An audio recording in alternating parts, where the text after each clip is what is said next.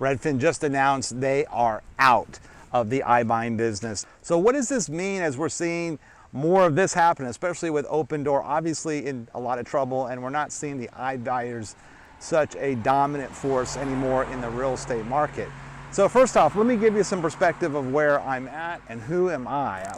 Well, my name is Troy Funk, and that's Funk, F-U-N-K, Funk, and I have been in the real estate business going on 4 decades, 40 years here in Sarasota. And I've seen a lot of change in that time. And what I want to do is I want to give you some value today. And if I give you value, please hit that like button, hit the subscribe button, and let's stay in touch. So let's talk about iBuyers and where we are. So I'm in the Meadows Country Club, which is a beautiful community here in Sarasota. This is one of the original country clubs, and this was brand new when I got in the business, and this is where all the new homes were being built in Sarasota, and had a lot of attention for a lot of reasons. This is a real pretty area. When this was built, it was way out there. It felt like it was at the end of the earth. The North Sarasota, it wasn't an area that you normally come because it was kind of rural, and here we are today. We're basically in the center of town. With all the new development. Lakewood Ranch is east of us, and there's so many homes being built out here, and we're here in this country club. This started out as a real destination location for Sarasota. If you're looking for Sarasota and you wanted new, you're primarily looking in the Meadows. Again, how does that all tie in with iBuyers and how this changed our marketplace? This is a desirable community. If you want the Meadows, you want the Meadows. You want it for a lot of reasons. It's in a wooded area, it's got a golf course, it has a little downtown, it's close to the beach, it's close to shopping. It's a very desirable area. Why it might not get as much attention is we don't have new construction in the Meadows. So it's not getting that new home attention, but if you're looking for good values and you're looking for a country club that has all these amenities, the Meadows is a good choice. So there was about a period of about a year ago that Zillow owned everything for sale in here. Isn't that crazy? Every property that was for sale was owned by Zillow. And how is that even possible? Zillow got in the business of buying and selling houses. So Zillow was soliciting to buy homes, and they were buying a lot of homes to the point where they had, I would call it a monopoly on this whole community. Monopoly because they owned everything. If you wanted to buy something, even in a resale on a house that's potentially 40 years old, it's owned by one buyer in one community. Thus, they bought it at record high prices at that time to turn around and put it back on the market at even higher prices. Now, when they did that, they did a lot of things. Number one, they offered the seller an offer to buy right away and pay all cash as is and without the hassle and without paying a real estate broker. So a lot of sellers said, what an opportunity this is for me. I can sell my home at top market value, don't have to pay a real estate commission, don't have to make repairs. I'm in, take my house, buy my house, to the point where Zillow owned everything in this marketplace for sale at one point. Well, then what happened? They put it back on the market. Just think about that. If you're a buyer and you're trying to qualify for financing, are you able to buy at the same price as Zillow did? Come in and saying, look, I'll give you all cash, I'll close right away, and I'm in, no repairs. Well, you can't, you're a finance buyer. You don't have the same opportunity that Zillow did at that number. So when Zillow bought it and puts the home back on the market, now they can open it up to the whole marketplace on different terms and make a profit from that opportunity. Well, here's where it got difficult. We're at a point where interest rates were at their record low periods in history, and we had a bigger pool of buyers than we possibly could have. So when a home went on the market, it immediately got offers, and in some cases the offers went way over list price, to the point where we started having these appraisal gap addendums, which meant, yes, Mr. Buyer, I know you're buying the house with financing, but understand, if the house appraises for more than what you're paying for the property, you are going to have to be the one to come up with that difference in cash to buy it. And you need to show us you have that cash up front before we sign a contract and sell you the home. And we can do that because we have other that want to buy this property for more than what we paid for it. So that's when Zillow and many iBuyers were in this business of buying and selling homes. They were capitalizing on the opportunity when we had low interest rates and when we had a big pool of buyers. that couldn't compete against them. They couldn't compete against them to buy these properties, but when they went to sell, they had to really go above and beyond, even paying more than the property would appraise for just to get the property. So did iBuyers push the market up? Absolutely. They were a huge buyer in the marketplace. They were buying, basically they bought everything in the neighborhood that was for sale in this neighborhood. And do you call that a monopoly? Well, they controlled it. Whatever they put on that property, if you wanted to buy a home in the Meadows, they had it. So that made it very, very, very difficult for buyers to buy a property. And that was in a time where we had low interest rates. Now, we had another challenge also going on during that time. And that challenge was that we had a freeze on foreclosures. With the pandemic, foreclosures were put on ice. Banks could not foreclose for a period of a couple years. Now, did that mean that we still didn't have foreclosures? We had them. They just weren't coming on the marketplace in the same volume that they normally did. So we don't have as many homes coming on the marketplace naturally. From that reason, foreclosures. We have an abnormal amount of buyers at a lower interest rate, and we have this seller. We have somebody buying up the inventory, marketing it up for people that can qualify, and then saying, "Oh yeah, I know you're going to pay. You have to pay more for it than what it's worth. That's your problem. You come up with cash." Well, that's not sustainable ever. I mean, when you look at a long-term situation, that could work for a little bit of time, right? And it did, and it worked really well. And then the party's over with. Well, the party was over with for Zillow when they started realizing we're paying too much for these houses. And they made some critical mistakes based on their metrics of analyzing properties. Now, one thing I think that was kind of silly is they put a lot of faith into the way they analyze properties and what a home was worth, and it really proved wrong. It proved to be a fail. And let me just give you an example. So I can think of a house that was a 3-bedroom, 2-bath house. They converted the garage into 2 bedrooms, so now it's a 5-bedroom, 2-bath house with no garage. Well, Zillow saw that as a 5-bedroom home and paid a premium for it because it's a 5-bedroom home without a garage. Now, you put that back on the marketplace, a lot of buyers don't see that as an attractive opportunity, and they're not going to pay more for a home that has basically the same square feet, but it's just configured differently.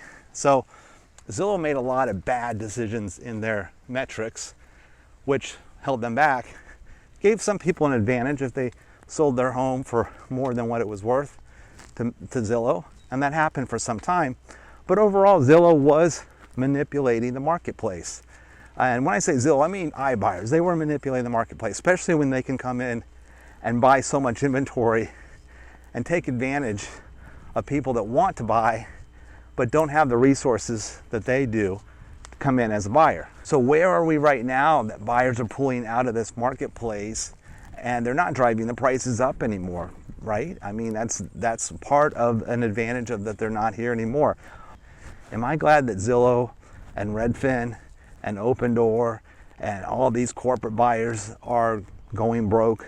No, not at all. In fact, I don't think it was healthy for the general marketplace, as it did shoot things up unnaturally too high, too quick, and now we're seeing adjustments. And what does that mean moving forward as we see adjustments in real estate? Well, understand the demand to own real estate is still there. People still want to buy real estate. And there is that issue of affordability, because if you can't afford to buy it, it's harder to sell. Now, does that stop all marketplaces? Not really. I mean, good example, look at New York, look at California. Does affordability have an issue on home selling? Well, it does when it gets too crazy, but even at that point, you still have home selling. And even in California, as the market is having probably the biggest adjustments that we've seen across the United States, there are markets in California that are still doing really well. They're still selling. And when someone says we're in a real estate crash, well, where are you at, right? I mean, because every market is going to be different in adjustments. Now, I'm on the central west coast of Florida, in Sarasota, and we're in a real desirable area because we have this incredible beach, we have a lot of lifestyle choices, and if you're looking for new construction in Sarasota, there's an abundance of opportunity right now, especially right now. So Sarasota is a destination location. I'm not seeing the same challenges that we're hearing about around the United States, but we are seeing adjustments because obviously factors have changed that are changing the dynamics of pricing. But it's just being real. We're in a market where people want to live, and it's going to be this correction is going to adjust differently depending on where you're at. Is it normal to have interest rates 3? No. Is it normal that people will buy your home and pay more for it than what it's worth? No. Not in a given market. So we're normalizing. Things are getting back to normal, but in normalizing, we're having adjustments. And what does that mean as far as values? Now, I don't have a crystal ball. I don't know where things are going to go. When it really gets down to your needs as a buyer, looking at property, there's 2 choices. You either buy or you rent. And long term, I think it's absolutely proven, buying's a better option. So it gets to a point where if you need to buy, when is the right time to buy? Is now a good time to buy? Well, think about this for a second. A good time to buy is when people really need to sell. Well, we're there right now because we have a lot of sellers that are coming into the marketplace that have been in foreclosure for a couple years. There's been no pressure on them whatsoever to sell because the lender could not foreclose on their property, except they can now. So we have sellers that are under pressure to sell. Now, these are sellers that have also seen a lot of appreciation in the value of their home. So they have equity. So they're facing foreclosure, they need to sell. It's a good time to look at those opportunities. Pre-foreclosures, that's something that I specialize in. And if you're looking for a pre-foreclosure, on my website, my name, troyfunk.com, I have a section called Preforeclosures, and I list properties that I am marketing that are pre-foreclosure. These are typically good values because these are sellers that need to sell. If you're not looking for a pre-foreclosure, let's just say you're looking for a new home. Well, my website, I also talk about new homes, and it's amazing. The inventory of new homes right now is better than I have ever seen it because builders were doing a lot of things to get as much juice out of the orange as they could, and that backfired. And by that, they were building homes and they were not pricing them until they were complete. They were telling some sellers, we're not going to sell you a new home anymore. We're going to build it, and when it's done, when this market prices out, we'll tell you what the house is worth. Well, what that did to a lot of builders is it left them with a lot of inventory to sell, and we have seen a huge number of cancellations as well from builders. So a lot of builders are in trouble right now, which is a good time to buy when you can find a seller that needs to sell. So you can find a good value if you're looking for a pre-foreclosure, if you're looking for a new home, especially in a resale right now. Resale opportunities are real good.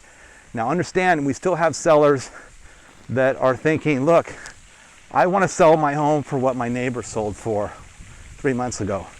Don't waste your time on sellers that are not motivated. That's just not the best use of finding a good deal. You want to find motivated sellers that need to sell. And in that regard, again, my website is a resource from that. So let's talk about finding this opportunity and how do you normally do that? Well, again, if you find a good value on a new home, how do you know it's good value? This is where real estate agents are important. You want an agent that can help you negotiate with the builder, and builders are negotiating right now. They were not negotiating 6 months ago or a year ago. They were in total control. They had the inventory. They had more buyers than they needed. That's not the case anymore. This is a time to find a good value on a new home and negotiate.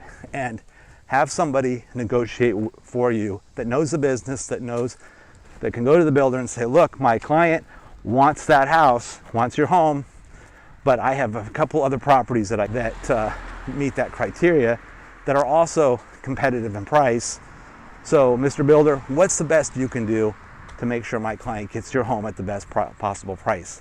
It's good to have that person in between you, helping you find a new home. New homes, foreclosures, pre-foreclosures. And here's the best part. So just put this in perspective. Okay, the market's falling, not a good time to buy, right? Well, when's it gonna hit bottom? Let's just look at this for a second. What history has proved to us so far is that when you have a time in history where you have abnormal situations, extremely low interest rates, extremely high demand of buyers, abnormal demand of buyers, you have hedge funds coming in there saying, we can see a trend up. Let's jump on that bandwagon and capitalize on it, right? Well, they're not here. They've diminished quite a bit. The big ones are gone, and the other ones are kind of disappearing. So do you want to be back in the marketplace looking for that good deal when they're back? I would say no. I mean, if the values fall below market value, you're not going to be a single buyer looking for good deals. You're going to be, I think we'll be right back in this competing with 18 buyers to buy that one property. You're going to be back to paying more than it's worth. And worst off, you're not going to have the selection of looking at inventory like you can right now. I mean, that was the biggest problem. We were seeing homes in this last run-up. I mean, seriously, I think of a house that had been on the market for 4 years. It was a really strange house. It had a lot of dysfunctional problems to it that just made it real difficult to sell. It needed a lot of work. It was always overpriced when the 4 years that it had been on the market. And it went on the market in this last turn where things were crazy, and it sold within 4 days.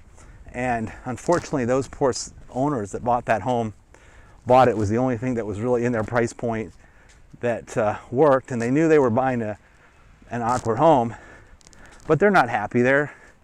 They put over $100,000 into it, and they want to sell it, and they're upside down. They owe more on it than it's worth, and it was a bad decision because they bought a home. They bought the wrong home in a good market. I'd rather buy the right house in maybe a bad market, because I'm not looking at the short term when you buy a house. That's not where you're going to make your best value, is buying a home on the short term, because you can get caught like Zillow got caught on some of their bad investments. If you buy the right home and you're thinking long term, in the interim, whether it was the absolute best decision or maybe it wasn't, it's going to self-correct. It's going to be okay. And let me just give you a real strange scenario about that. Let's just say that you had a house in '06 and you paid too much for it. And a lot of people panicked, and if they couldn't make the mortgage payments, they did a short sale, they sold. But some people paid cash and they paid too much for a house back in '06. And some people got a mortgage, but they could afford to make the mortgage, and they kept making that mortgage. Well, the people that kept their house and kept their mortgage now, for the most part, own that house. They still own that house. It's paid off, or close to being paid off. That's a lot better value. That's a lot better situation than having not bought that house and said, I'm going to stay in a rental. Because had they not held on to that asset, they would be stuck in a rental, where now they have a free and clear asset. So I think the whole point of that is, if you're worried about paying too much, we can't foresee every situation, but you want to be in a marketplace where you have a lot of choices. This is a place where we have a lot of choices. I have those on my website, and this community, for example, the Meadows, a very nice community. Zillow doesn't own any houses in here anymore. We're starting to see homes come back on the market. We're starting to see sellers that are motivated. And even in a community like this, you can get a good value. So it's kind of strange, because I'm about to walk by a house that I actually bought in the Meadows at one point. And it's a house where the owner inherited the house, and they put it on the market, and they put it on the market way overvalued. I mean, way too much. They kind of shot themselves in the foot. So 2 years later, that house was still in the market because they priced it so high. So what happens when you price a home too high and it stays on the market too long? Well, it finally went down to market value and still stood on the market, because who wants to buy a house that's been on the market, for a year and a half and didn't sell? There's something wrong with it. Well, there was nothing wrong with the house other than it was listed too high. I came in with a real low offer, got the home. Now, the intention was I was going to buy it for my son, and then realized that's probably not, the timing on that wasn't the best. So I hired a stager. I put the home right back on the market and sold it and made a real nice profit. Now, this is a home that had been on the market 2 years, couldn't sell. I bought it, sold it within 30 days, under contract, sold, made good profit. So, sometimes it's not just the market, there's skill set involved. It's kind of knowing how to price a home when it goes to the market, and knowing that it's a long-term situation. So the ironic thing, that the attorney that bought that house from me, of course, this home sold in the 300 price point. The house went up in value a couple hundred, right? And even if let's just say it goes down a little bit, he's been in this house for many years.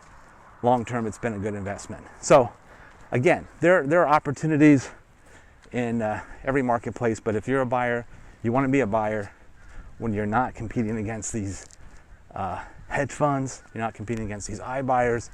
The fact that they're going away, they have slowly going away, good thing.